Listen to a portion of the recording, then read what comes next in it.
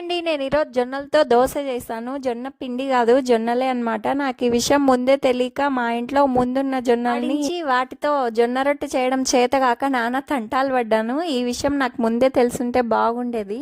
నేనైతే ఇది ఇన్స్టాగ్రామ్లో ఒక రీల్లో చూసాను. వాళ్ళైతే రైస్ ఏం యాడ్ చేయలేదు, నేనైతే రైస్ కూడా యాడ్ చేసుకున్నాను.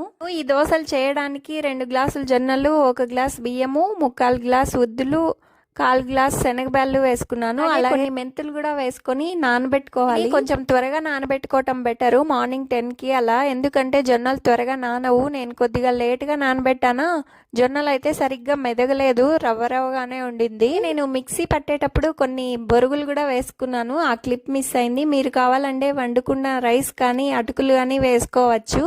దీనివల్ల దోశ టేస్ట్ బాగుంటుంది, అలాగే సాఫ్ట్గా కూడా ఉంటాయి దోశలు. ఈ దోశలు ఫస్ట్ టైం చేస్తున్నా కదా, బాగా ఫర్మెంటేషన్ అవుతుందో కాదో అనుకున్నా, కానీ మార్నింగ్ అయితే చాలా బాగా ఫర్మెంటేషన్ అయింది దోశ పిండి. దోశ వేసేటప్పుడు అయితే కొద్దిగా సాల్ట్, కొంచెం సోడా వేసి బాగా కలిపి దోశ వేసేసుకున్నాను. టేస్ట్ అయితే నార్మల్ దోశ కంటే సూపర్ టేస్టీగా ఉంది. మీరు కూడా ఒకసారి ట్రై చేయండి. ఇప్పుడు రేషన్లో ఇస్తున్నారు కదా ఎలాగో. అయితే ఇంకా వీడియో తీస్తున్నామంటే చాలు ఓవర్ చేస్తాడు, దోశ తినకనే సూపర్ ఉంది అంటున్నాడు. మీకు ఈ వీడియో నచ్చితే ప్లీజ్ ఒక లైక్ చేయొచ్చు కదా.